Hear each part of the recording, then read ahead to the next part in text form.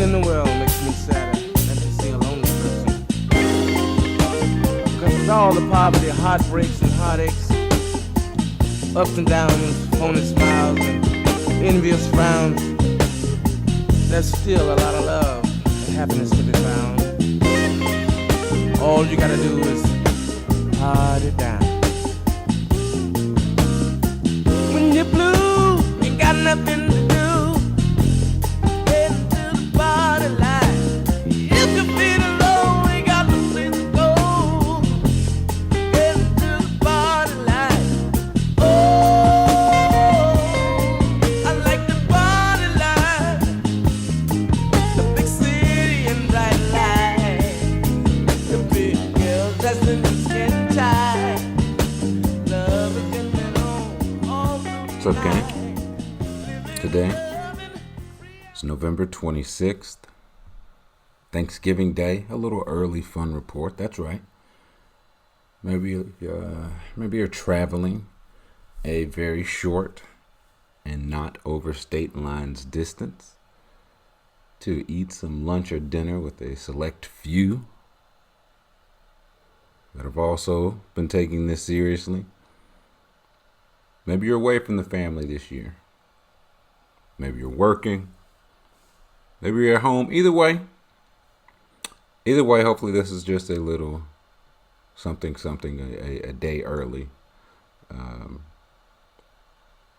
assist in your Thanksgiving. And if you hate the episode, then you can be like, God, my day has nowhere to go but up after this. But today is November 26th. The year of our Lord, 2020. And I am not having fun. I'm not having fun. And I'm pointing the finger at you all. That's right. If you're hearing this right now, you are to blame. Okay? As you know, we started a little initiative to see if we could help knock out some medical debt. And in the process, you've knocked me from the ranks of having a home. So, I hope you're all proud of yourself. Hope everyone saw I'm keeping running tabs on the same Patreon document. It just feels easier to just keep updating that. Updated, let's see. Yesterday, 2 days ago, by the time you hear this, the amount that we are going to donate to RIP medical debt is $25,000. That's what you all raised, and I am thankful to you for that. It was a wild ride. I know a lot of you gave with just ill intent. Just bad intentions, wanting me out on the street. You got your wish. Okay, you got your wish, but I take this with you.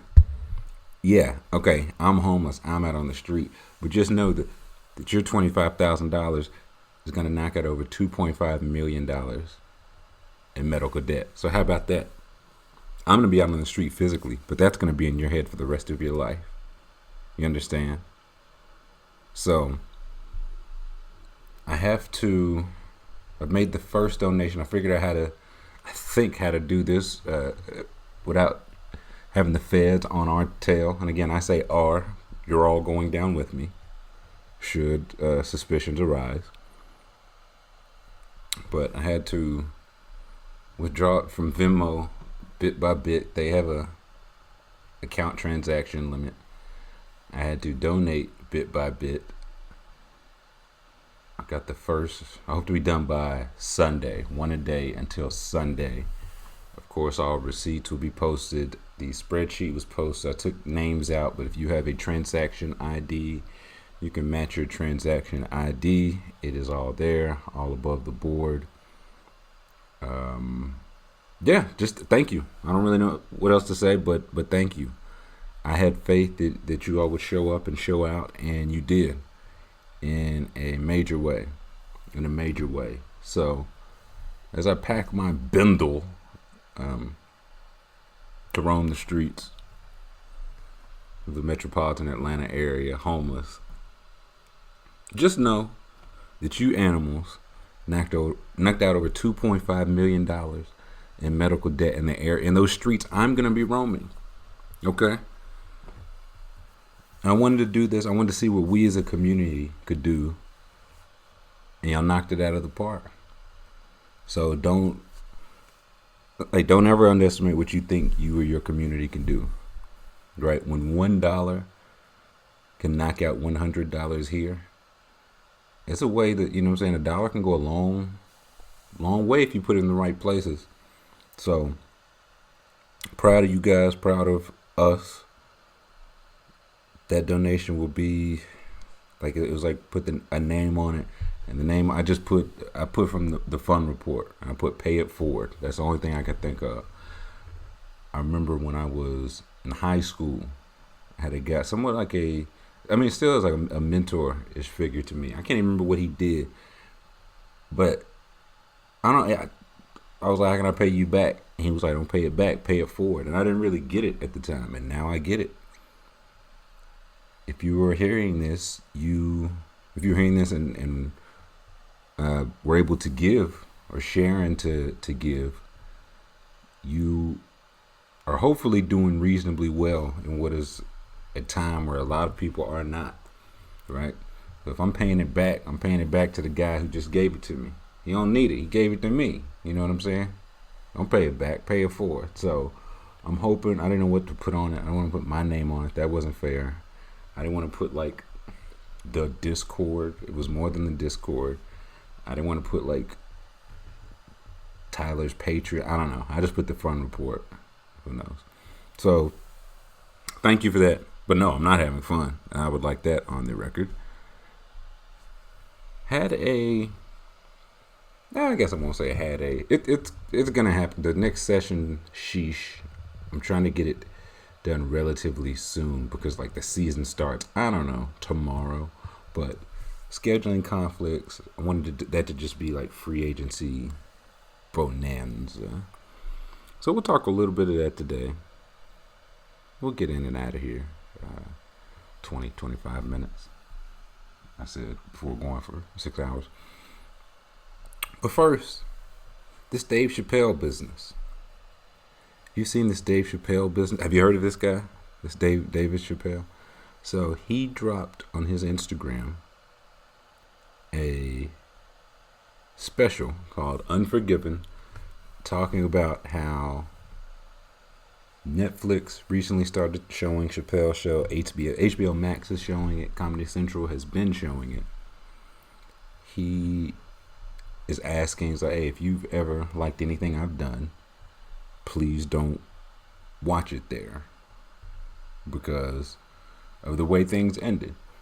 And I feel like I don't think he's asking anything unreasonable. I've seen some people like, hey, well, he signed a contract. Like, we got to stop watching it because he signed a bad contract.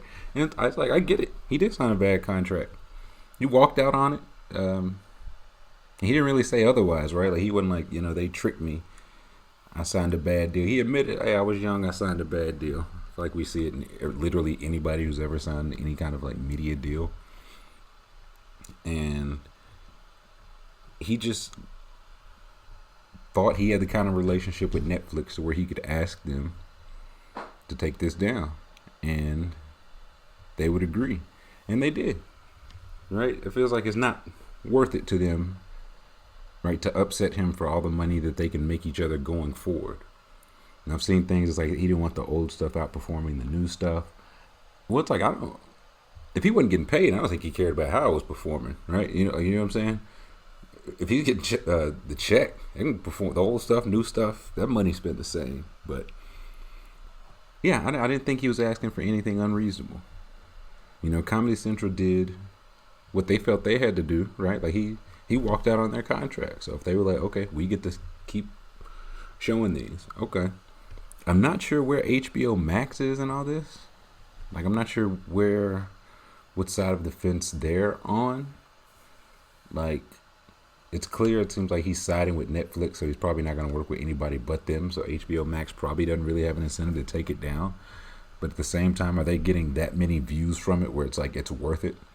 Like Chappelle's show is sustaining us on HBO Max. I didn't even know it was on there, so it feels fair. That didn't feel unreasonable. I was surprised I saw like multiple enough people kind of being like he trying to trick y'all. I was like, I don't know. It didn't feel like any trick to me. Like, you just asking straight up. You could do it or not do it. I choose to do it. Like, Netflix took it off. It's on HBO Max. I have HBO Max. I'm not gonna watch it on there. But I also have the DVDs, and I know I bought the old DVDs. I think that's how he got a little bit of that. So I don't feel bad about watching the DVDs. And I really enjoyed Unforgiven. He's just at a point, he's so good. I think he's so good at tying things in to each other. He's good at like analogies, relating things to himself now, himself back in the day, to what's going on outside of his life. But he's always the star of the show. And it's something else, man. Because like looking back, Chappelle was like my GOAT forever, and he just had For What It's Worth, and I'm trying to find the years now. He had For What It's Worth, and the first one I'm blanking on. Killing Him Softly. Now, Killing Him Softly was 2000. For What It's Worth was 2004. Chappelle Show was 03 to 04. From 04 to 2016, he did nothing. I mean, crack. I guess crack. He did crack. But like work, he didn't work. But then he came back since 2017, after having not given us anything in 13 years. We've had Age of Spin, Deep in the Heart of Texas, Equanimity, Bird Revelation, Sticks and Stones, 846, Unforgiven. He recently did a thing with David Letterman, interview. He got the Mark Twain Award. Like, he's given a lot more content, and it's so like, I don't know. It really was like Jordan retired, and he came back, and then not only did he just win 3 more rings, like he just keeps playing. It's not even about winning rings anymore, right? Like, I don't think. Like Chappelle, he's getting paid, but he live in Yellow Springs, man. You know what I'm saying? Like, he's content living in Yellow Springs. You don't need to be a billionaire to live there. So, I enjoyed that. You know what I didn't enjoy? Just tonight, Walmart, keeping in this ruse. Like, I'm starting to think the PlayStation 5 is not even real. You know what I'm saying? Again, they do this thing where they drop units at 9 o'clock and they're sold out by 9 o'clock. Like, the game is rigged, man. This ain't like old school, man. I got it in my card. It wouldn't take my credit card or whatever. The game is rigged. I've never seen it be so difficult for people to spend $500, like $400 or $500. People are dying to spend this money. There's been nothing but time, and they're just like, this feels to make less sense than shoes. You know what I'm saying? Like, shoes, you can at least be like, we want some level of exclusivity, right? We're only dropping the Jordan 1s in red, white, and black. We won't do it again for another 2 weeks. It's exclusive. But the place that you should want as many people, like, why? Trying to think of something that you just go to the store and they're just never out of, right? It's like, yeah, no, we will always have enough of this. I'm trying to think. I don't think I've ever been to the store, like, ever, and they just add like, I don't even know. Like, the potato chip aisle is never just, it might be a little thin, but it ain't never like, we ain't got nothing, dude. Like, we just don't have nothing. Everybody that wants potato chips, the company's like, y'all should have potato chips. You got the money for the chips, come buy the chips. And there are not enough PlayStation 5. I don't know. I fail to understand. So Like I say this as I mean, I'll get one when I get one. I don't really have much choice, but God, it feels like it shouldn't be this hard. Like for something people are trying, like the last thing I remember people like looking forward to during all this was like The Last Dance. It'd be like, okay, for The Last Dance, hey, they're releasing it early. Hey, they're putting it on every channel so everybody can watch it. But the first 11 people that turned it on get to watch the documentary. It's like, wait, what? What are you talking about? Everybody wants to watch this. Why can't everybody watch it? No, they can. It's just you just got to get there on the ESPN app at 9:00 p.m. And you get there at 9:00 p.m. and it's like, oh, already past the 11 bub. So the game is rigged. I say that to say this: the game is rigged, and I don't much care for it. But I'll be damned if I stop playing. First thing I want to talk about, non-PlayStation 5 related. My Hawks, man. How about my Hawks? This free agency. Like going into this offseason, the Hawks really needed three things. They needed more shooting, they needed more defenders, and they needed more ball handling around Trae Young. And in the last week, they have added Danilo Gallinari and Bogdanovich at your shooting. They've added Chris Dunn, Clint Capella will be coming back. He's never played with them, so he's a new addition. And drafted Okongwu from USC. Those are your defenders. And now they've got Rondo, Bogdan, and Gallinari. That's your ball handling. It's like, hot damn, man, 3 for 3. I know they were looking to get into the playoffs. I thought they were going to do something stupid like trade for DeRozan or Hayward or something like that. It's a lot of bodies. They added a lot of bodies. It almost feels like they went into free agency with the list. And it's like, okay, hopefully we can get one or two. Like we can get a couple of these guys. And they got all of them. Like I feel like they got every single person they wanted in the draft too. Okongwu fell right to them. They got like Chris Dunn will help defensively off of Trae Young. Rondo will too. Even if he's regular season Rondo, he'll still help defensively off of Trae Young. That's how dire the straits are there.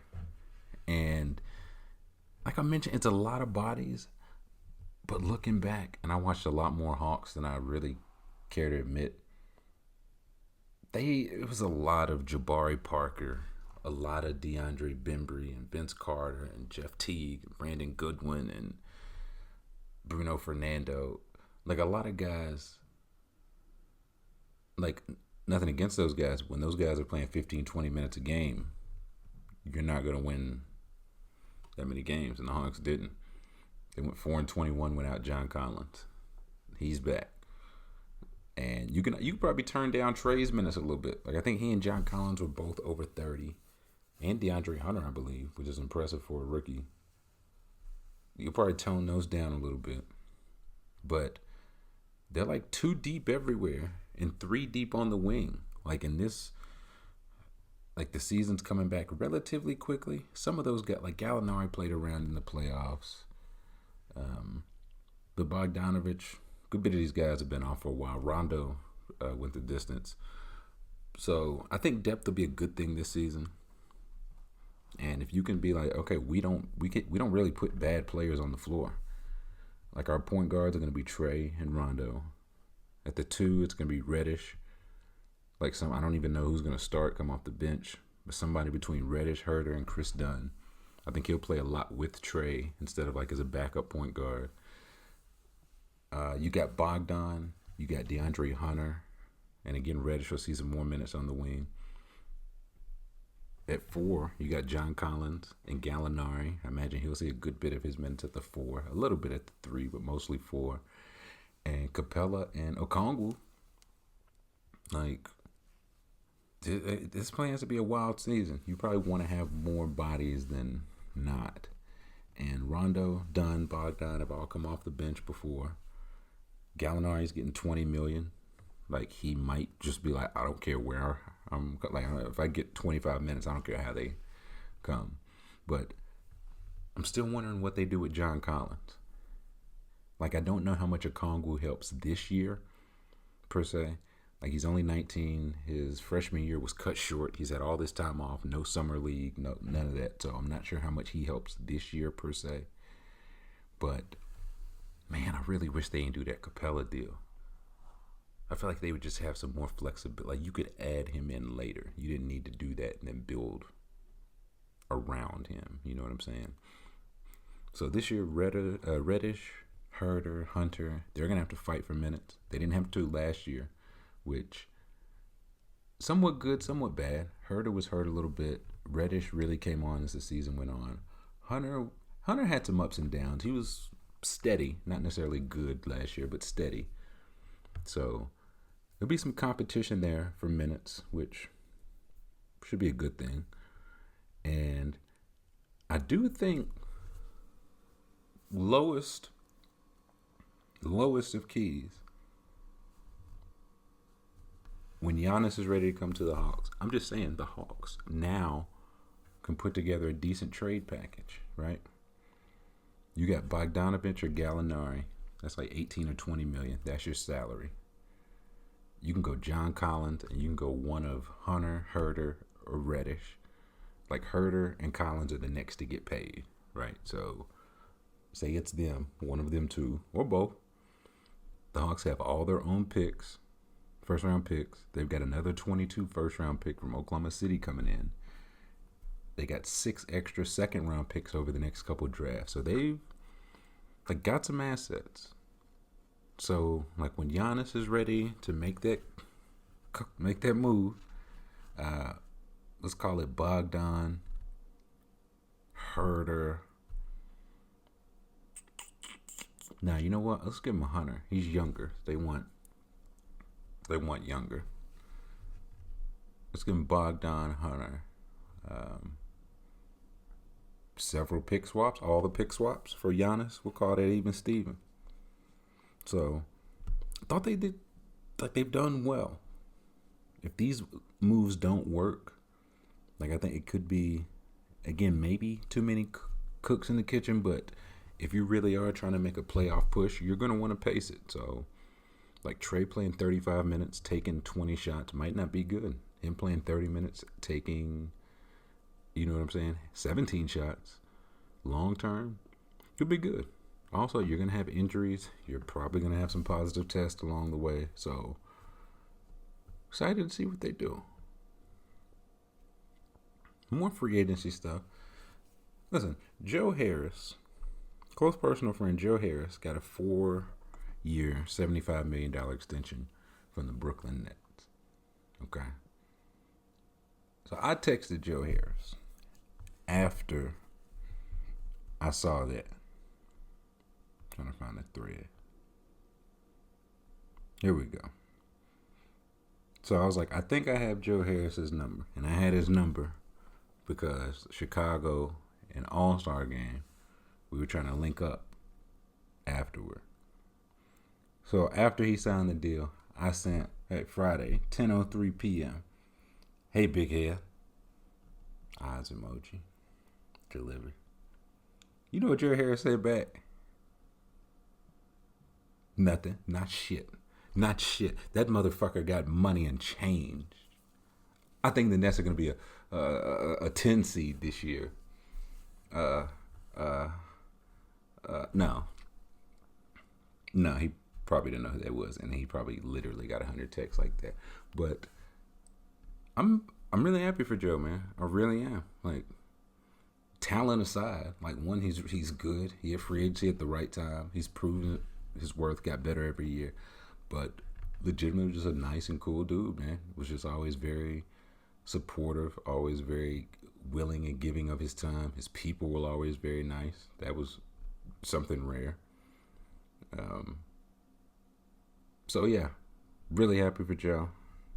Even if he not texting back. And if he thinks like I'm just gonna stop texting him, like I'm gonna, let it die down a little bit, and I'm gonna text him, or I'm gonna like, hey, reacted with the exclamation points, just to follow up, Like some other deals that got done. I'll say there was a lot of flack being given to the Jeremy Grant. Jeremy Grant got 3 years for $20 million by Detroit. It's a lot. I'm not gonna say it's not. But here's the thing, man. I don't even think that's the worst deal Detroit signed. They signed Plumlee to 3 years. They're paying $9 million a year to a backup center, like for no reason. For no reason, right? Like Jeremy Grant, he's another. He hit free agency at the right time. He showed enough. I feel like over the course of their playoff run, offensively, defensively, he like fits what you would want in a 3-and-D guy right now. So I don't think it's that. Again, it is high. I don't think it's that crazy though. Like the Pelicans just traded for Steven Adams. Steven Adams is on the last year of $25 million deal, and then they extended him 2 more years, 35. So they've got Steven Adams for the next 3 years at $60 million. For the next 3 years, $20 million. Would I rather have the 3-and-D guy or the center that can't shoot threes? Like I take Jeremy Grant. Would you rather have Jeremy Grant or Gallinari? Gallinari better offensively, worse defensively. Like I think, you know what I'm saying? Talent cost. Like to get him to leave his situation, I don't know if they promised him more touches, but I'll say that this feels a lot like laughing. There was a lot of laughter at Terry's contract last year. He got 3 for $57, I think.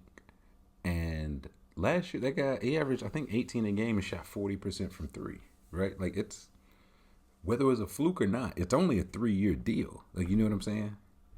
Like, what if he has another fluke year next year and averages, like, you know what I'm saying, 17, say he gets less shots but some better looks. What if he's 16 points a game but he's playing some better defense and hitting 40% of his threes again? Is it still a fluke? Excuse me. Is it still a fluke? Right? Like, it's okay to be like, hey, some of these deals turn out better and worse than you think. Like, listen, Chris Paul getting paid a lot of money. He made like second team All NBA. Like, you know what I'm saying? Talent costs. Getting people to leave their situation cost. So, and again, it's a lot of bread. He's gonna have some rough nights. Jeremy Grant is, where it's gonna be like, oh boy, they gave him $20 million. But I do like, if they're willing to fit the team, like fit to what he can do well, I think it could work, man. Like, I don't know why they let Christian Wood go. Like, if they kept Christian Wood for what he got paid and Jeremy Grant, I was like, okay, that's a modern front court. Christian Wood, you're 5. Grant, you're 4. You got Siku, Killian Hayes. Like, okay. Like, you can see something coming together there. Like, I'm trying to look at some of the other deals. KCP got 3 for $40. I'm glad he got paid. I hope people really leave him alone about leaving Detroit. Appears to be clearly the right choice, which, how about that? I don't know where Hassan Whiteside is going. I don't think he's went anywhere. I'm looking right now because I don't even think I've like heard his name mentioned. Oh, wait a minute. I see right now. He signed with the Kings. Sure. Like, I was looking at this article and I was like, why is Hassan Whiteside's picture up here? I was like, maybe he's best available. Okay. I don't hate that. Again, if he's willing to be a backup, like they don't have Harry Giles. Marvin Bagley's been injury prone. If it's for the minimum, yeah. Or for low money, I don't hate that deal. I really don't. Here, this is this is the danger of numbers. Okay, this is the danger of numbers. Hassan Whiteside's PER last year was 8th best in the league. 8th best in the league. You want to know who's ahead of him? These are the only players that were ahead of him last year. I'm trying to find it. Oh, come on. There we go. I was like, where are these geek numbers when you need them? Now there's too many of them. Okay, here we go. I found it. Don't fret. 1 was Giannis. 2 was James Harden. 3 was Luka. 4 was Anthony Davis. 5 was Damian Lillard. 6 was Kawhi Leonard. 7 was Karl Anthony Towns. 8 was Joel Embiid. 9 was LeBron James. 10 was Hassan Whiteside.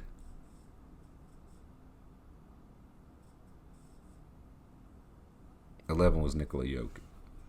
Like, you know what I'm saying? Like, I get it, right? Like, you watch it, he gets rebounds, but is his team rebounding that well? He's getting blocks, but is he, like, you know what I'm saying? Is he anchoring your defense? And I think it all comes down again. He played 30 minutes a game last year. If he's willing to play like 20 to 25, listen, he's efficient if nothing else, right? Like, if you're going to get, like, my point has always been, there are guys that get garbage numbers, right?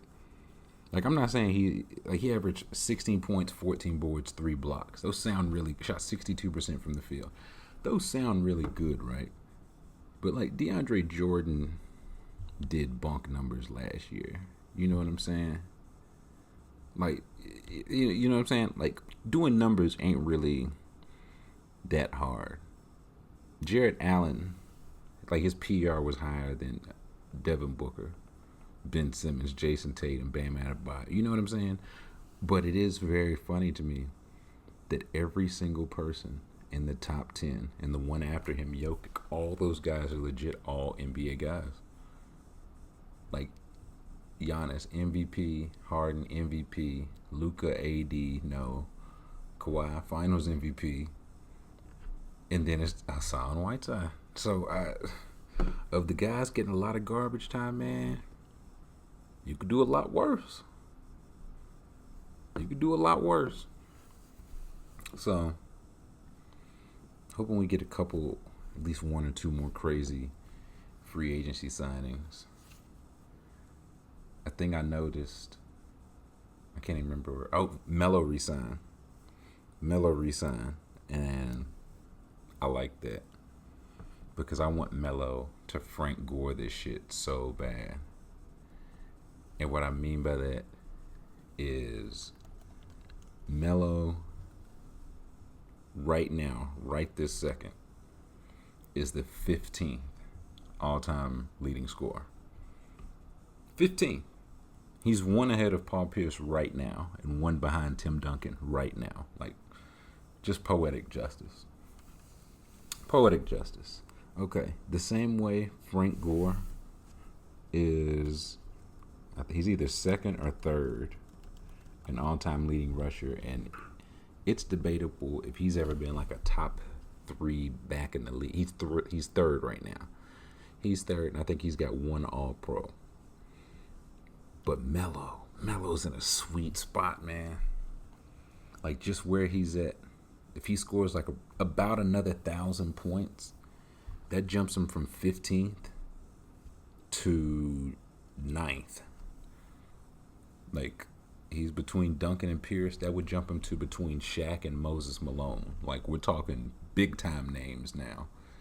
That would jump him past Duncan, Dominique Wilkins, Oscar Robertson, Hakeem Olajuwon, Elvin Hayes, Moses Malone. That's just if he has a season like he had this past year. Like, this past year he played 58 games, 33 minutes a game.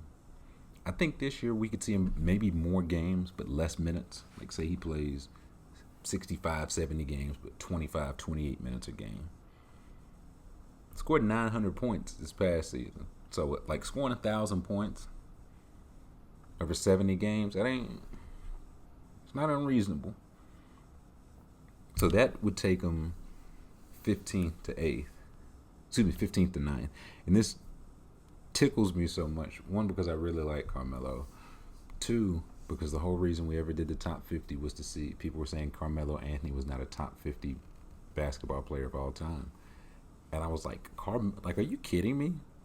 I'm not, like, he's 15th. He's not the 15th best player of all time. But I was like, there haven't been 50.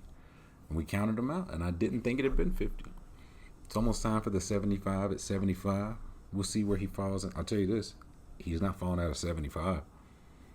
Not my 75. 50, maybe. I think I had him in the 40s last time, and I didn't have a lot of young guys that have, like, Giannis, 80. I don't know where I had, like, Harden. So I'll have to go back and look at it. But this is why I want Melo to Frank Gore this shit, man.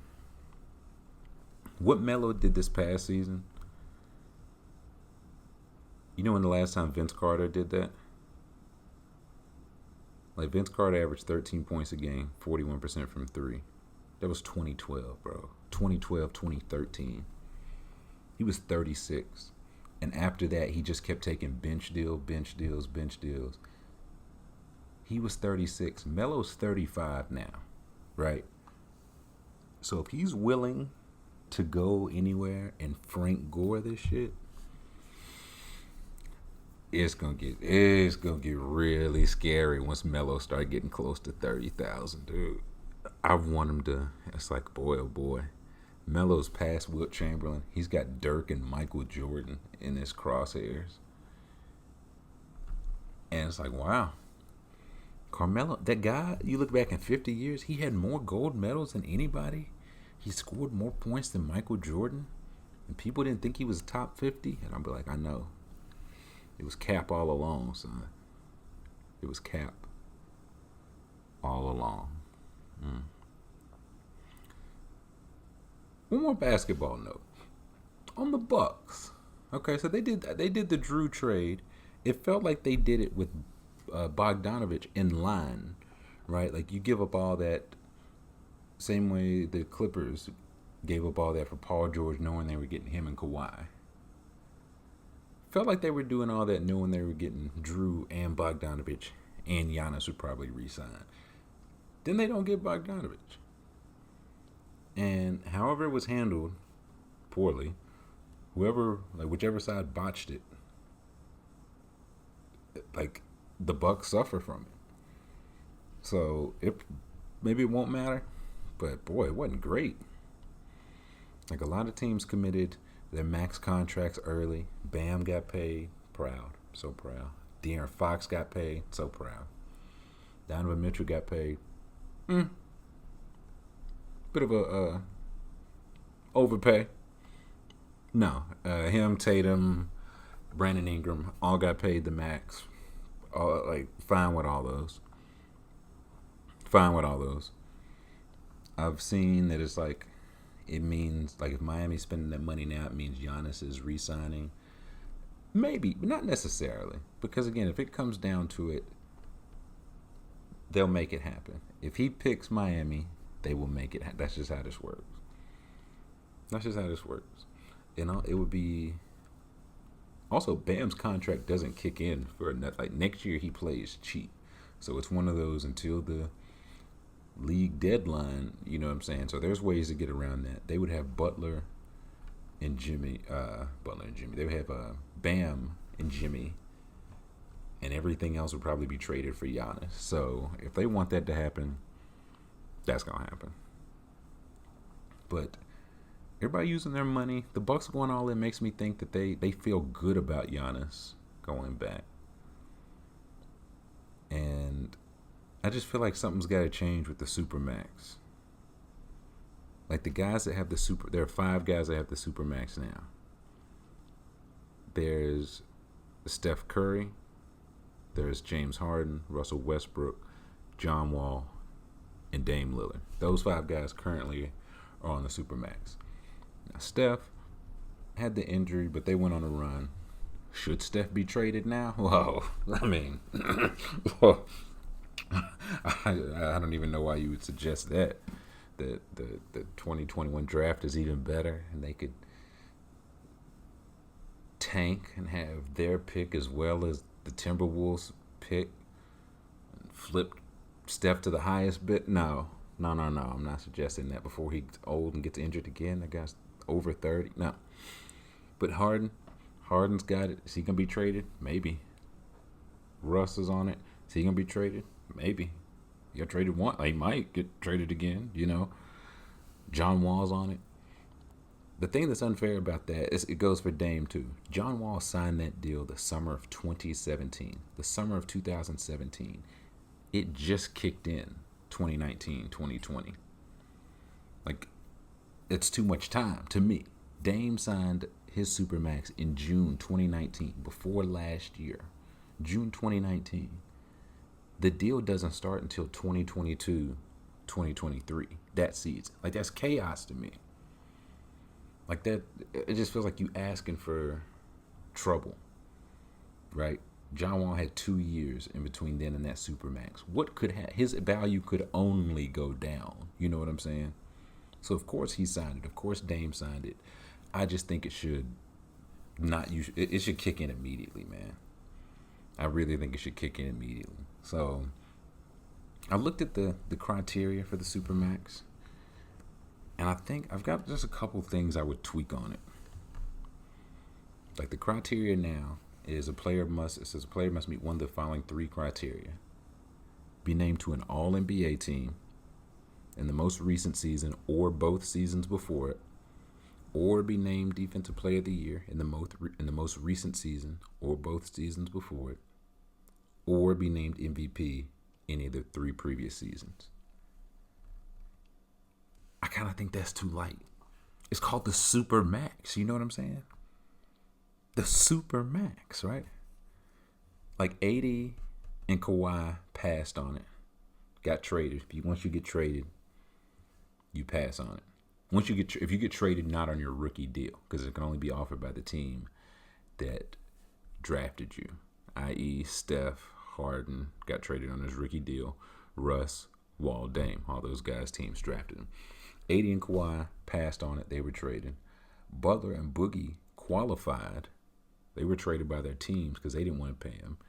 Kemba qualified, wasn't offered it.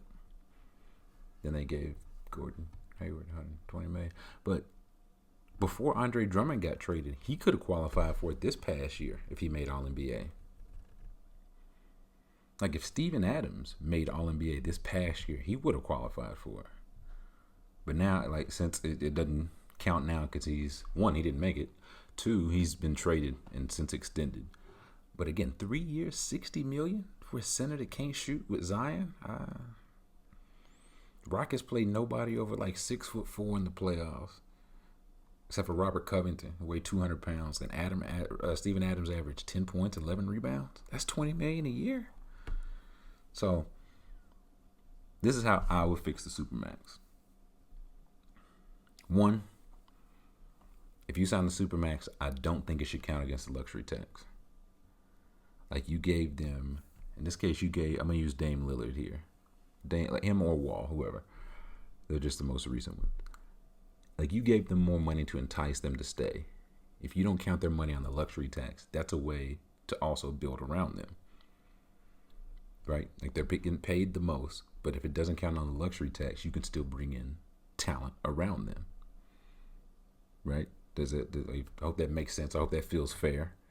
Like, if you want to bring in another elite talent, okay, you want to pay that luxury tax, but it's a good thing to have John Wall. It's a good thing you kept Dame and got Dame to get some talent in there around him to convince himself to stay there.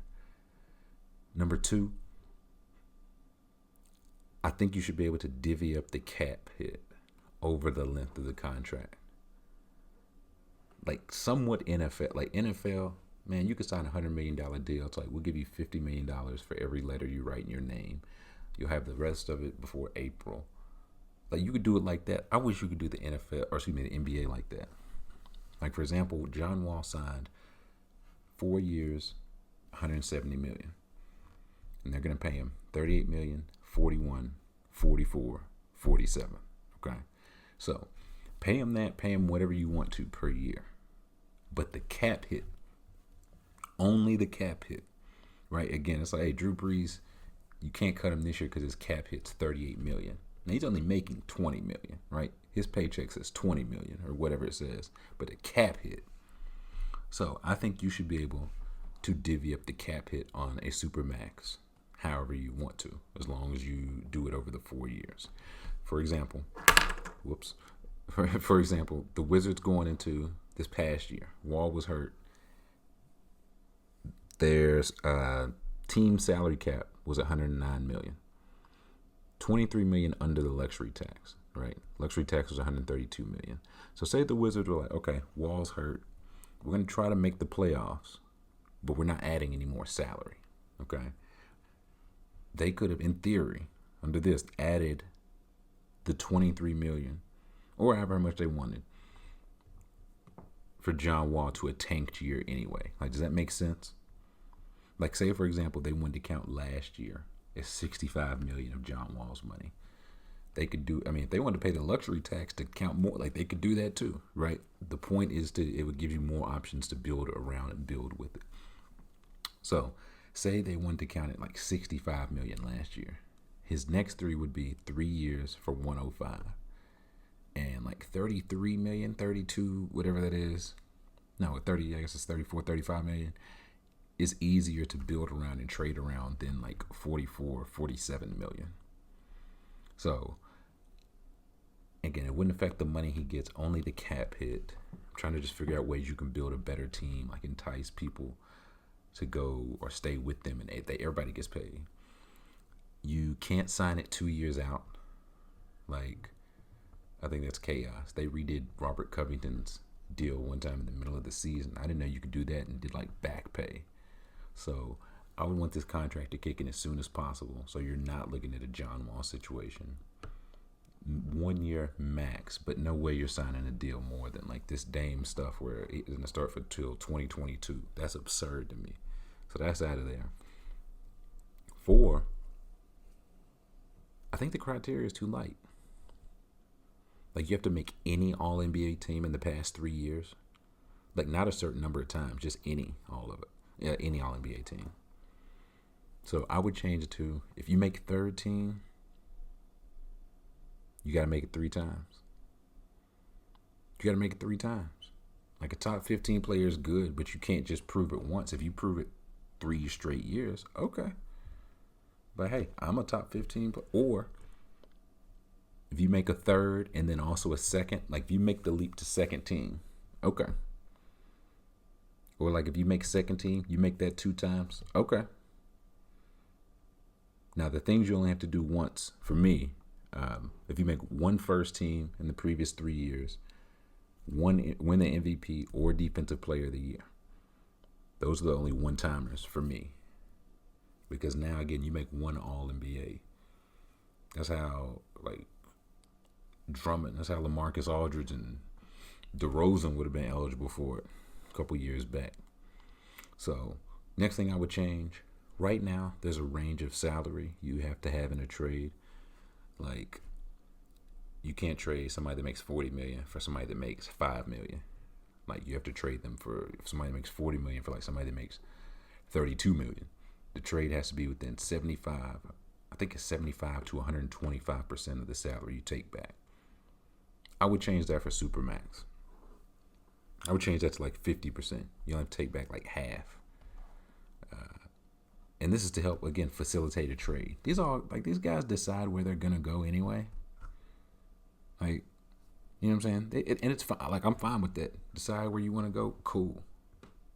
Facilitate it, get it done, make it so you don't have to take back as much bad salary.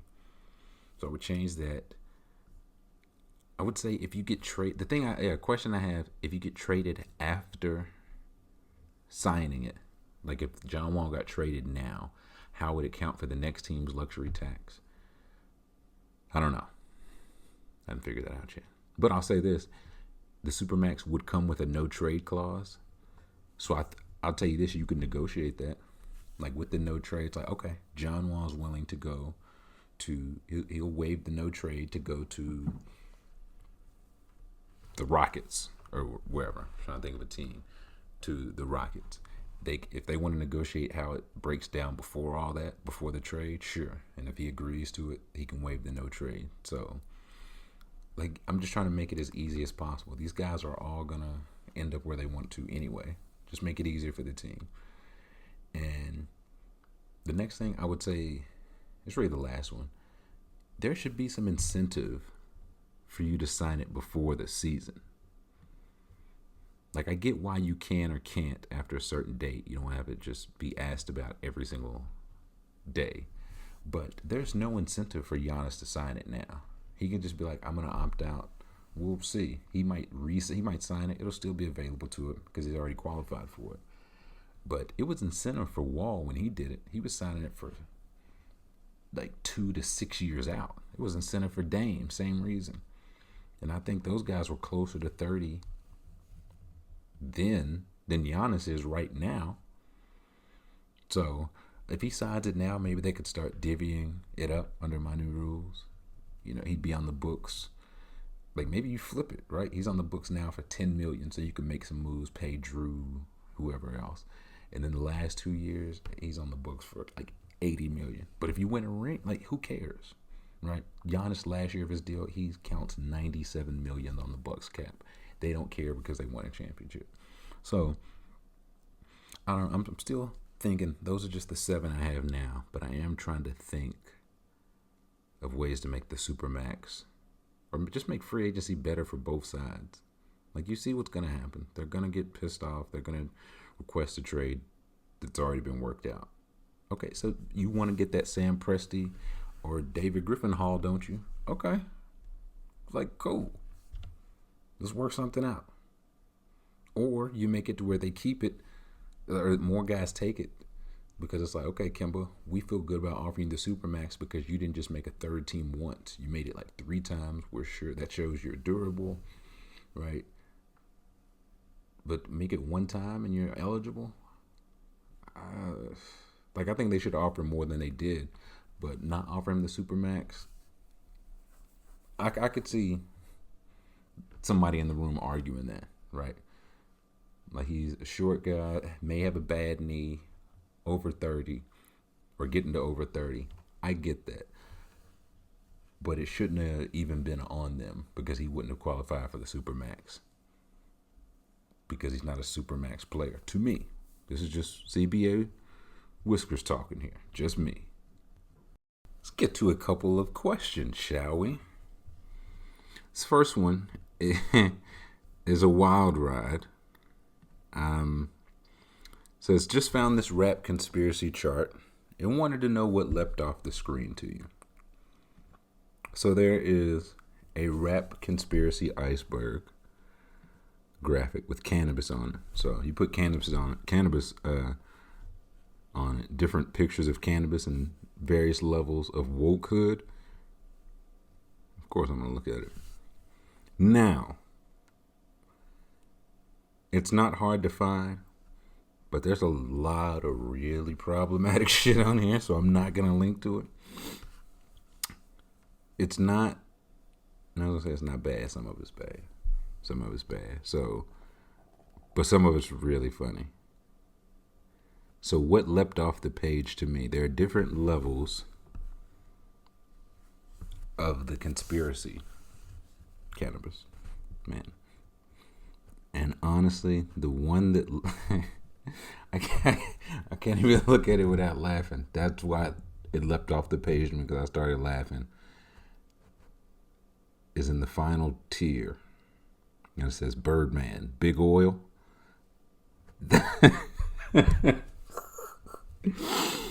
That and Big Pharma mumble rap. That's like just my speed, right? Just my level of conspiracy. Like, Big Pharma being responsible for mumble rap. Like, the only way I know some of these, like, there's no reason I should know what, like, Activist or Finnegan is or Walkhart. Like, I should know what that stuff means. But rap music.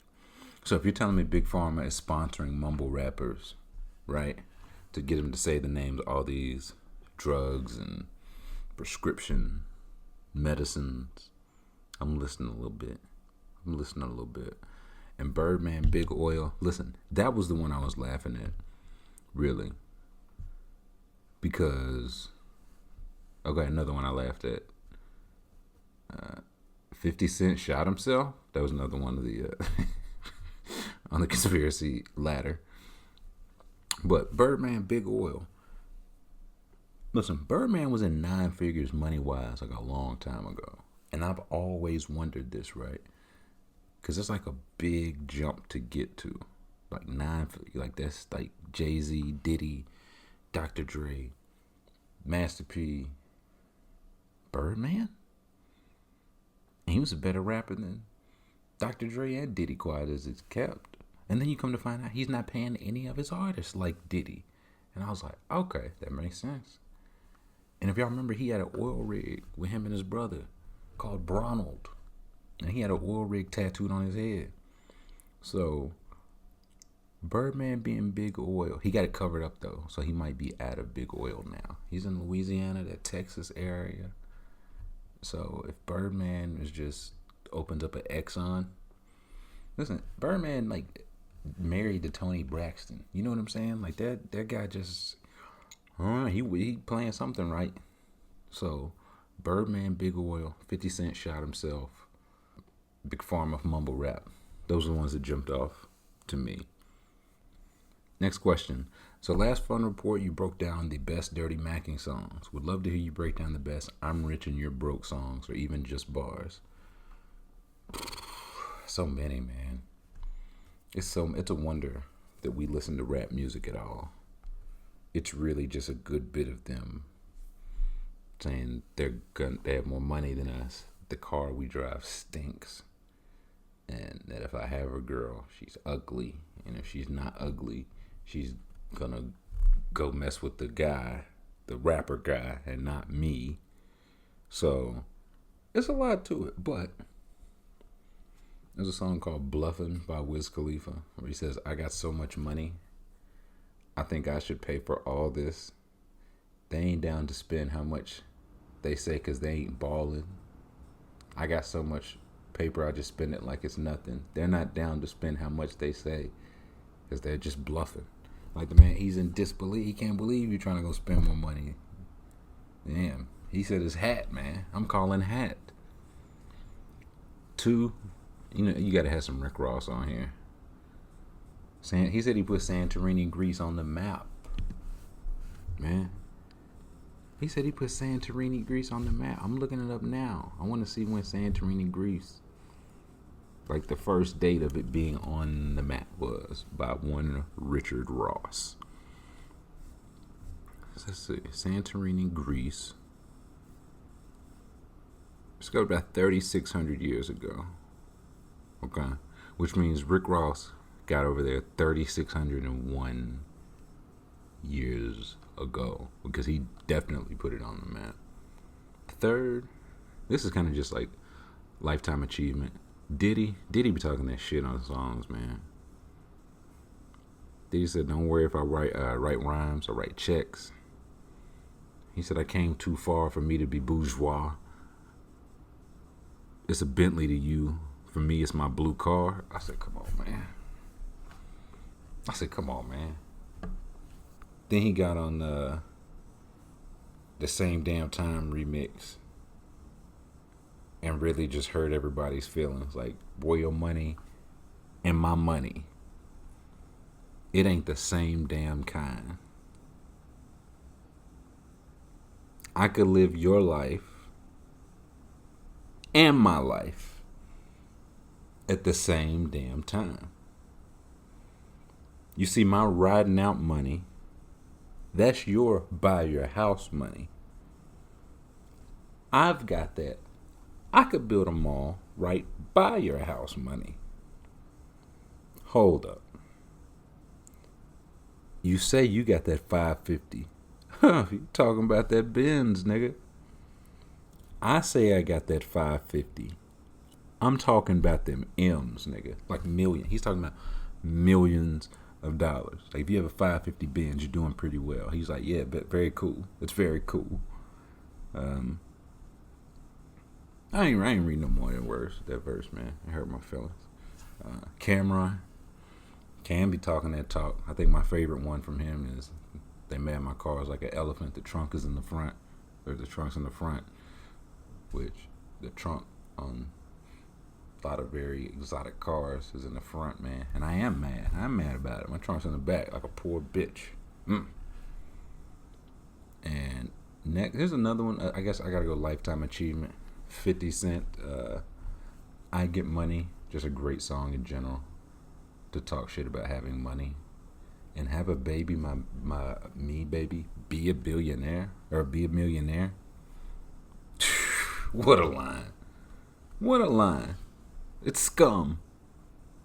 But there was a point, like, the boy was 50, was doing well for himself. Like, it was probably technically true. At worst, you'll be a millionaire. You know what I'm saying?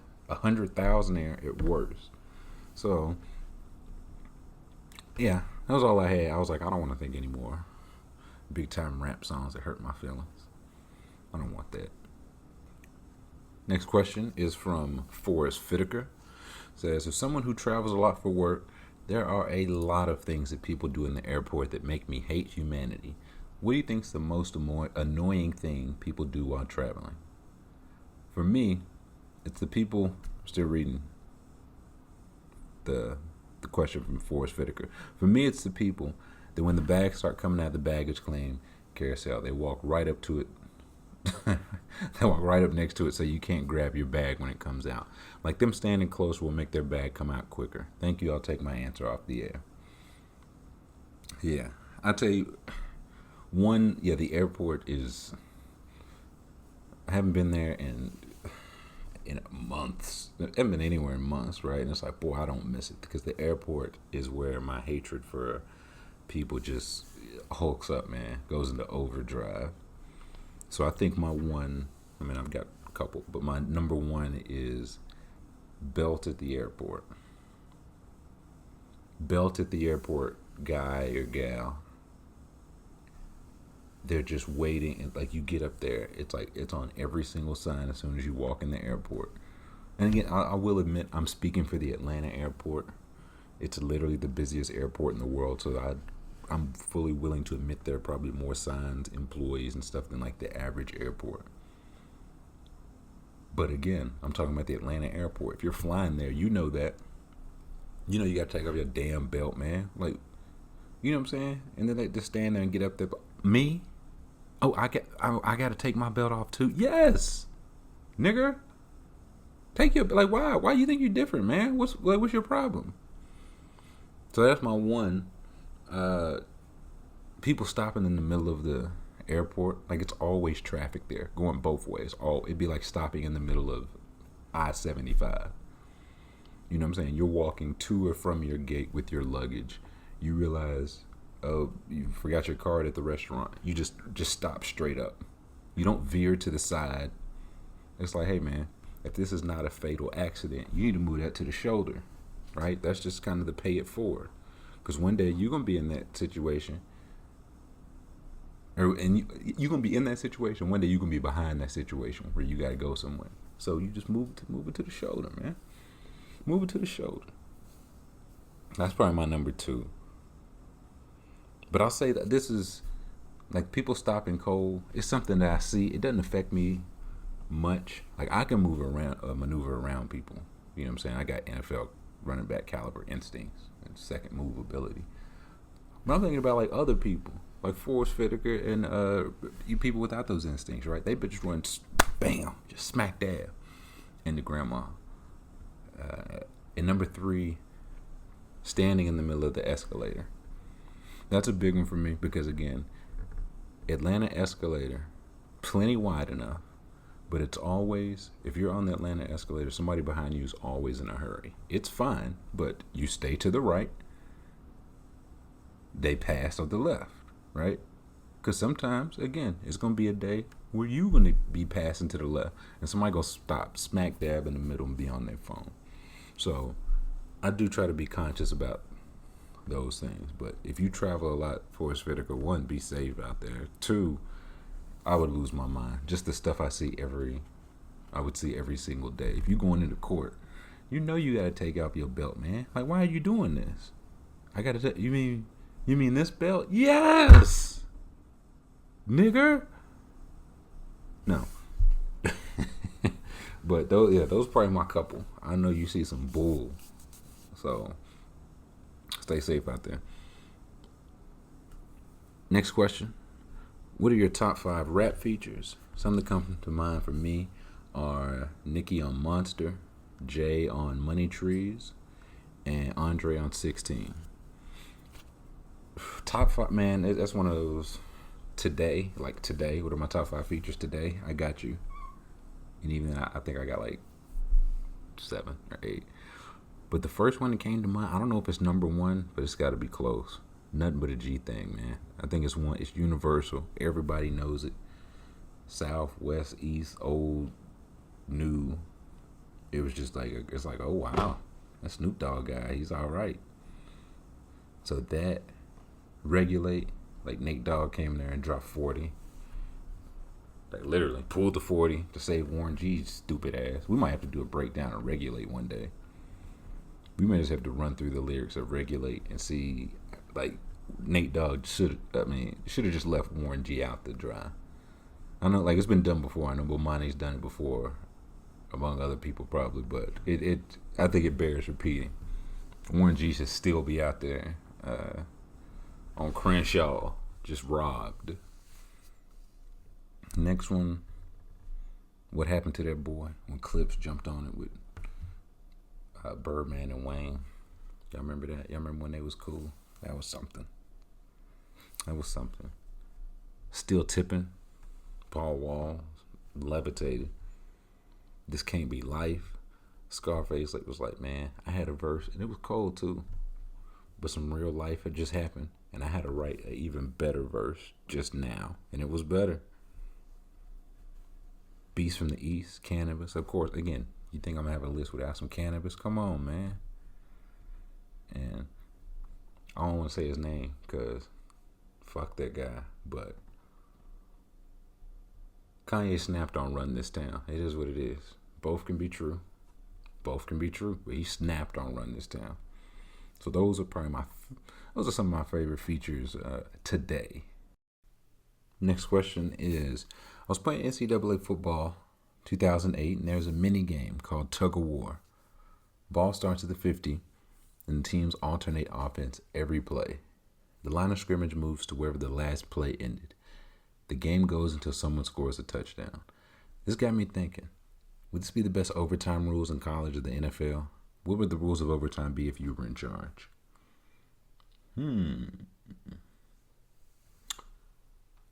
College, I'm fine with college. I really am fine with college's overtime. It very rarely goes to like the crazy 7 overtimes. Those are wild, but they're fine. But I think one of the more interesting overtime suggestions I've seen is you start in overtime and you auction off to each team who gets the ball by where they're willing to start. Meaning, like, the ref start, you're at your own 25-yard line. So whoever gets it has, you got 75 yards to go. Okay? But the ref goes back 1 yard by 1 yard, and coaches bid. Like, it's just an auction. It's a bid on who will take the ball first. But then you go further and further back. So it's like 25, do I have 24? Do I have 23? And so on. So whoever's willing to be like, okay, it gets to the 15, I'm not willing to go any lower than that. The other team's like, okay, we'll take it at the 14. So both teams still get the ball. So there's just no coin toss. This is just deciding who gets ball first and where, really. How bad do you want it? Now, you want it first, bid it, right? I'd probably say you could start at the 20. Like, you're bidding 25 to the 20. Those will be easily matched. Let's start at the 20. Inside your own 20, it's like, okay, are you trying to bid them back as part of your strategy and then trust your defense? Or are you, like, if you got Patrick Mahomes, if you got whoever, Aaron Rodgers or whatever, maybe you're willing to take it to the 1. Like, if I just get the ball, I'll let them go 99 yards. The other team will get the ball but we're scoring a touchdown. They won't score a touchdown. If you got a good defense, you might concede right away at the 20. You know what I'm saying? Knowing that you'll get the ball too. So I like that. It adds more intrigue than a coin toss. You could see coaches, like you just get to see Bill Belichick and Andy Reid just yelling at a referee like 17, 16, 15, 14. And it's like, all right. And Cam Newton starts with the ball at his own half-inch yard line. That's where Bill Belichick bid it out at. We'll be back after this commercial break. So that's probably how I would go. I'll say for the NBA, you asked for football, but just NBA, I really like the Elam ending. Like the way they did, or similar to how they did overtime in the All-Star game. Like, I don't mind college overtime. Every once in a while it goes 5, 6, 7. For the most part, any overtime after 1 in the NBA or college is trash. It's not even basketball anymore. It's a war of attrition. So at that point, if you go into overtime, I would be willing to be like, okay, whatever the number is, if it's just like 1st to 8, 1st to 10, whatever. We're not going by 5-minute quarters anymore with so many times, whatever. No, we're going 1st to 10. So if you're hot, you want to come out and shoot 3 threes and get your, you know what I'm saying, try to get your 10 early, fine with that. But I'm so tired of like triple overtime in the NBA. Somebody got 42 points, but they had 39 at the end of regulation because they're just so tired. They're 1 for their last 9. Please stop that, man. Please stop that. And it would normalize the number because everybody's going to 10 or 12, whatever you decide. Everybody's going to that. Sometimes you're lucky to get like 4 points in an overtime period. But that would be my suggestion. Next question. Jonah says, in the Fisticuffs channel on Discord, we discussed doing a weekly rewatch of some older underrated wrestling matches or shows. I know you've been out the game for a while, but are there any wrestling matches or moments from your youth like that I remember? Man, I'll tell you the one that immediately comes to mind, Jonah, was the night that Mick Foley first won the championship. Like Mankind, when he first won the championship, he was like, they kept screwing him over. He was really weird at first. Then he turned into like a really goofy, likable character. He fought The Rock. It was like you had to submit. Rock put him in a sharpshooter. He never submitted, but Vince McMahon told him to ring the bell. So he lost. He got screwed that way. The night he became champion, I had to look this up to remember, like if what I remembered was correct. The night he became champion, it was on Monday Night Raw, which was rare because it was like heavyweight champion or heavyweight title bout they usually did on the pay-per-views. And like I couldn't watch the pay-per-views. I never got them. So the championship being on Monday night was huge because I could watch it. So that was like prime. I didn't know how good I had it, man. That was prime Monday Night Wars, WWF versus WCW for Monday night viewership. And that night on WCW, Hulk Hogan fought Kevin Nash, and NWO was reformed that night. And I didn't see a second of it. I didn't see a single second of it because I was watching WWF. My eyes were glued to it because Mick Foley was going to finally get his shot. And apparently Eric Bischoff, the commissioner, owner, something of WCW at the time, what happened was the Mankind match was recorded a week earlier and tape delayed, which is very funny now. Imagine something trying to last being tape delayed for an entire week now. It wouldn't last 12 hours. Shams would leak it, or Woj, whoever. Eric Bischoff knew the ending because it was on tape delay. He spoils it on WCW. He says that Mankind wins early. He's like, yeah, that should put butts in seats. But it worked. It backfired. It worked for WWF because people switched over. People they like Mankind. They want to see him win the championship. So it said after that, WWF never looked back to WCW in the ratings. Like that's how big that night was for them. And yeah, it was on prime time. It was late as hell. But again, for like switching a major belt, the heavyweight belt, for his first time, I got to stay up late to watch it. And I remember he won it like the very end when Stone Cold came out. And it was I guess they still do it. But back then when you heard like the glass breaking, the whole building went up, man. Whole building was on 10. Stone Cold came out, hit the Rock with a chair, dragged Mankind's unconscious body onto the Rock. Ref did the slow count. I'm like yelling at my screen like, count, damn it. And he got the 3 count. And Mankind was champion. And I remember I had chills, man. I had chills. I was amped like that whole night, the whole next day at school. Like, I know y'all seen Mankind win the championship. But then after that, which I remembered after I started reading about the Monday Night Wars, after that, there was the I Quit match with him and The Rock. So that might be a good match to rewatch, because he and The Rock went off script. Most people said you got hit in the head with a chair maybe 2 or 3 times in a match, and always with your hands up so you can kind of fake shield it. They had planned for 5 times The Rock was going to hit Mankind with a chair 5 times. But Mankind's hands were handcuffed behind his back, so he was taking the full brunt of this chair, right?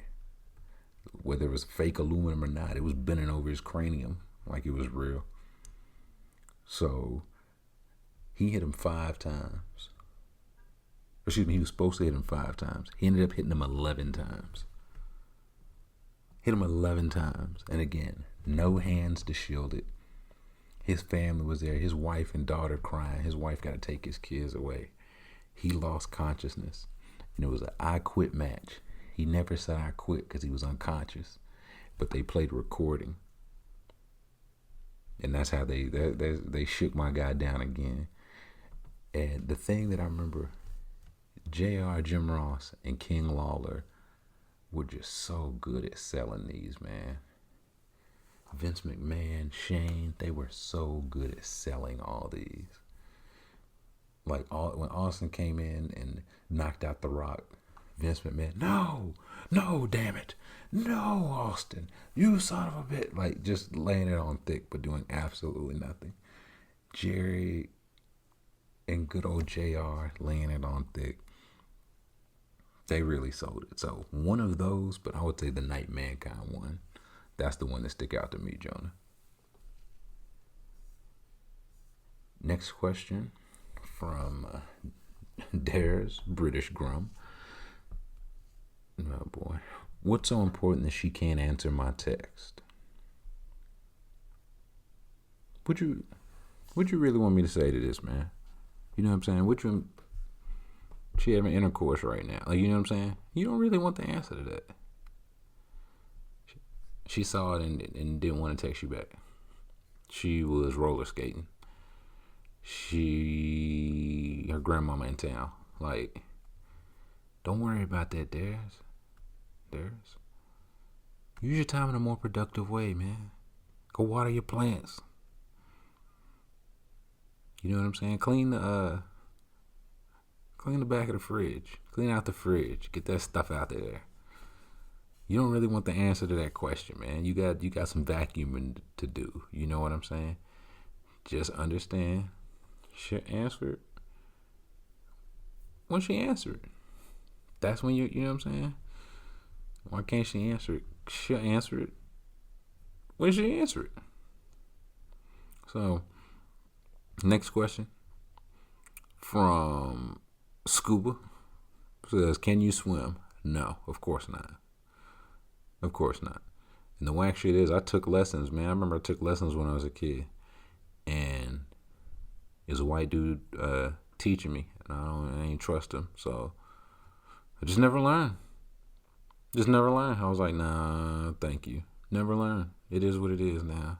I am much too old to learn. And even in a pool, like, my body just don't do that.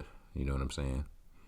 Doggy paddle, it don't float. So if I'm in a situation like that, I already know I'm cooked, right? I don't even want no false hope. So heavens no. Next question. Oh boy, this is from El Bride's Grum. I'm gonna keep this one brief. So who would you call to help you in a situation where you were jumped and outnumbered by at least 5 other people and you had nowhere to go? The rules are you can't call the cops, and you get to call 3 other people max. And he carbon copies a user here. I'm not going to add the user. The user's a good guy. I'm not going to add him. What may or may not have happened, what Elbrod's may or may not be alluding to, and I don't, maybe he can tell me if I'm right or wrong. This past Saturday, in the fireside chat Saturday night, someone, a user, told a story of when he was in 6th grade. He went into the bathroom at school and he got jumped by some 8th graders. How many 8th graders? 10. 10 8th graders jumped on redacted user. Like, I'm just hearing like the 10 crack command. 1, 2, 3, 4, 5, 6, 7, 8, 9, 10. That's how many people was on redacted's head, man. And you know how long they whooped on him? 10 minutes. 10 8th graders whooped on him for 10 minutes. And when you in 6th grade, 8th graders, man, they big as hell, ain't they? You know what I'm saying? He might as well got whooped on by the Cleveland Cavaliers starting 5 and also they second 5. You know what I'm saying? That's 10. Like, if your whole offense, if the whole Kansas City Chiefs went out there, except for Mahomes, like he forgot his helmet, that's 10 people. That's 10 people. Like your baseball lineup and the designated hitter. Like 10 is a lot, dude. And 10 minutes is so long. Like in the chat, we counted. I just set a timer. We got back to talking about something else. And 10 minutes later, it went off. And people were like, holy hell, that was 10 minutes? Yes. And they was whooping on Redacted's ass the entire time. And all this time later, he still wouldn't tell the full story. So, and again, call us some victim blamers, but we said, listen, 10 people on your head, respectfully, you did something wrong. You know what I mean? You did a little bit wrong. Maybe you should have been jumped by 3 or 4. 6, 7, max. 10? It's like the whole dream team, man. Chris Mullen, David Robson, like the whole gang. So, to answer your question, man, in that amount of time, only people I know to call is Smith and Wesson, man. I call them two broads. Because outside of that, just kill them. Don't whoop me for 10 minutes. Don't you and 9 of your friends whoop me for a minute apiece. Y'all do 60 seconds apiece and swap it out. Please, man. Just kill me. I'm begging you, dog. So, next question. What would your personal power rankings for being an official in the 4 major professional sports in North America be? Interesting question. One, I think it would be best to be a baseball umpire right now. Hear me out. All you have to do is not make the call about you. Like if you're throwing somebody out, don't hop on one leg for 5 yards and then you out of there. You know what I'm saying? Do all that. Don't make it about you. You have a replay to save you. Replay's entire job is to save you. So, baseball's one. Football, I think it's two. Because football is there's so many moving parts that you can like let a play go and then decide, right? Like, was it a fumble? Was it down? Well, they ran it back for a touchdown, so we have to review it. If you just make that call, right, for the most part, let it play out, and then we'll review it. So I say football 2, 3. Honestly, I don't know what the fourth major sport is. If it's hockey or soccer. You said North America, so I think it's hockey. But I can't call it for hockey. I'll tell you this, I would not want to be an official in soccer. I know that. You lose, like you make a wrong call, they will do you bad. They do you real bad. So, no. Hockey, I don't know. And for basketball is too public. It's too many cameras. They're too close on you. Like football, baseball umpires, you kind of seeing them from far away, except for the home plate. They zoom in to see their call. Basketball, they right up on you, man. And also, I'm just curious, could a baseball official that was not a home plate umpire, could they legit turn a game? Like, could they have enough impact? Could the third base umpire, like I just don't know if they could have enough impact to turn a game, right? That's why I'd want to be them number one. But like, hey, what do you mean? What do you want from me? I was calling third base. So, like, also football, it's enough moving parts in football and enough like line judge or down judge or side judge, field judge, all that.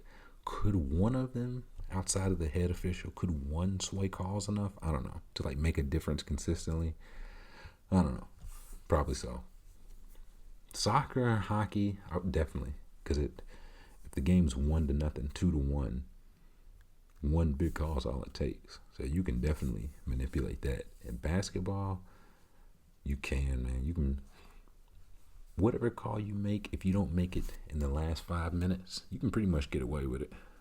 As long as it was in crunch time. You can't have that. Because the NBA will release a whole report like, yeah, they was wrong. I don't want that. I don't want that at all. So that's my in order. Baseball, football, hockey / soccer, and basketball. I would not want to be a basketball official. Next question. What are some of the coolest sports adjacent moments? Not necessarily during an actual game, but some of the coolest things that athletes and coaches have done.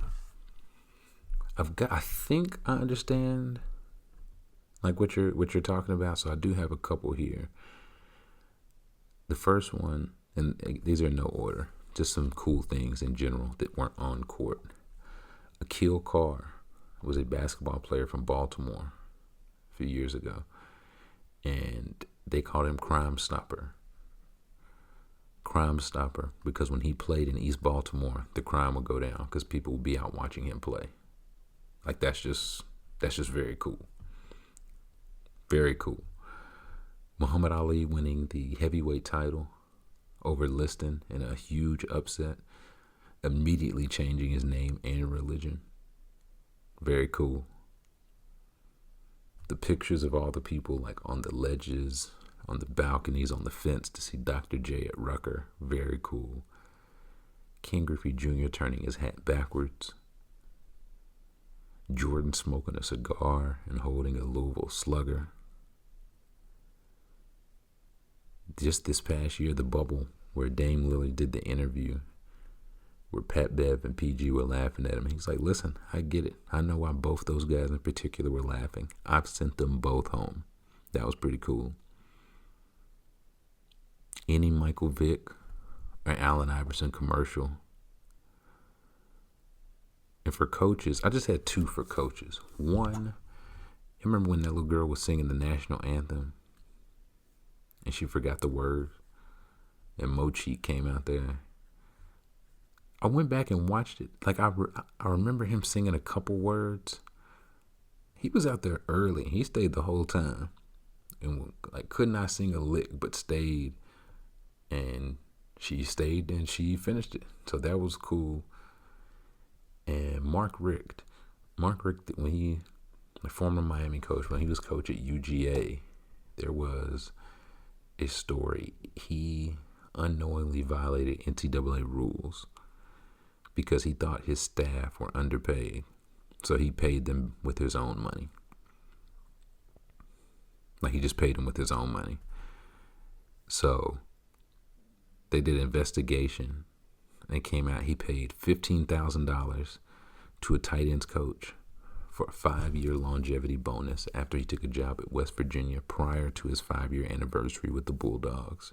So he paid that anyway. He paid $15,000 to 10 non-staff members after the school refused to pay them bowl bonuses, citing difficult economic conditions being experienced by the university.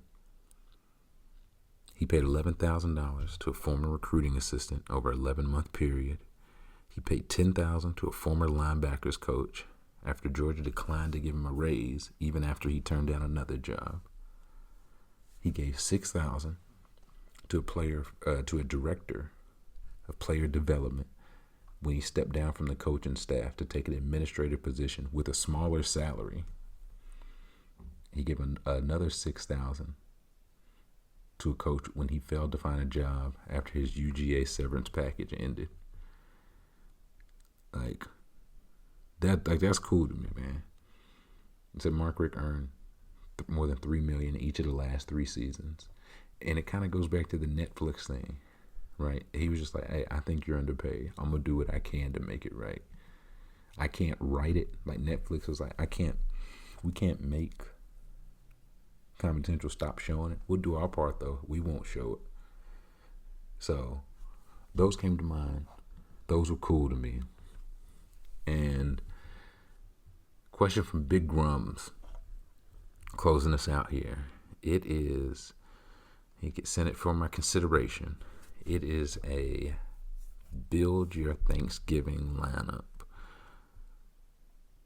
with $20. A pick'em? Me, Grums? Boy. Just as a little treat. You know what I mean? On Thanksgiving, truly can have a little pick'em. You know what I mean? So, main course. These are $5, $4, $3, $2, $1. Whole turkey, $5. Ham, $4. Just white meat turkey, $3. Just dark meat turkey, $2. Tofu turkey, tofurkey, yuck, $1. Okay. Right here, they want me to take ham. They're setting me up to take ham. That's what they want me to do. Give me white meat turkey, $3. White meat turkey, $3. Next category, potato dish. Mashed, $5. Sweet, $4. Au gratin, roasted, baked, 3, 2, 1. Give me roasted. I like roasted there as a bargain. $2 for roasted potatoes. I think potatoes should be roasted more. So I like that. I like the bargain there. Side dish number 1. Again, 5, 4, 3, 2, 1. Stuffing, corn, casserole. Look like green bean casserole. Collard greens, beets. Okay. Seeing as I only like one of these things, collard greens, it's going to be collard greens, $2. Like I'm doing well. I got white meat turkey, roasted potatoes, collard greens, and a lot of money left. Next one, mac and cheese, Brussels sprouts, squash, cranberries, cream corn. Probably a surprise to hear me say it, but mac and cheese, that's the $5 item here, my biggest dollar item. But again, I don't like Brussels sprouts. I don't like squash, cranberries, or cream corn. I like some mac and cheeses, so if I'm paying $5 for it, it's gonna be the kind I like. I'm fine with that. Dessert, you got pumpkin pie, $5, too high. 4 apple pie, 3 sweet potato, 2 pecan, 1 carrot cake. Give me sweet potato for 3, man. And here, you know the beauty of this? Here's how I know I got rusty, Grum. I got real rusty. Because I was like, man, oh man. I hate that I couldn't fit no bread in here because they got extras. Gravy is $3. These are just extras, no row. Gravy is $3 extra. Biscuits are $2 extra. Hawaiian rolls and cornbread are $1 a piece extra. I was like, man, I spent all 15 of my dollars and I couldn't add no bread. But with $15, I got white meat turkey, roasted potatoes, collard greens, mac and cheese, and the sweet potato pie. Then I saw the bread at the bottom. Then I actually read the graphic. And I was like, I'm rusty. The old man's rusty. You get $20. You get I built a damn good plate with 15. It's like I just found like $100 bill in my jacket. So I didn't follow my own rules, didn't read the rules. And now I got $5 extra. So let me turn those roasted potatoes into mashed. That's $2 into $5. Because mashed is an elite way to cook a potato. And with my last $2, add on some biscuits, baby.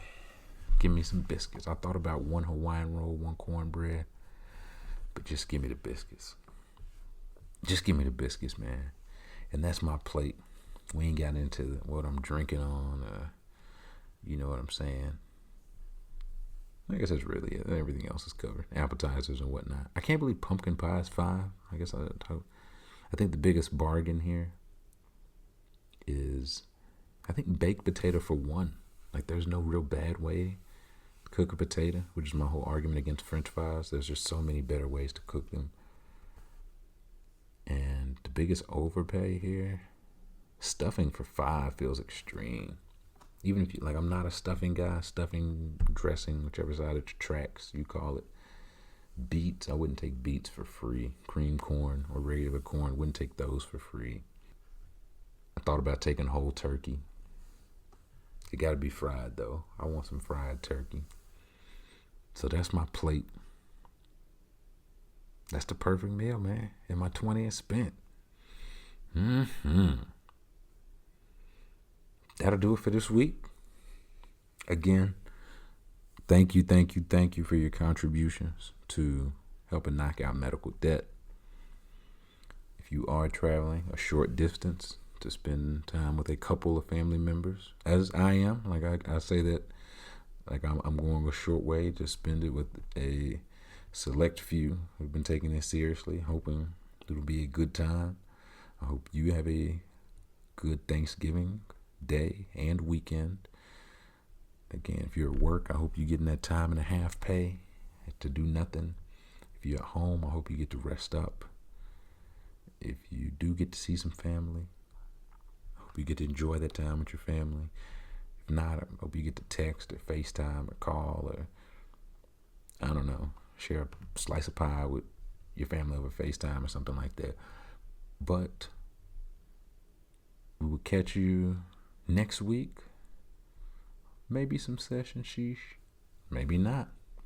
Who am I to say? But let's call that a day. Be safe if you were out here. Be safe on these roads if you were out here.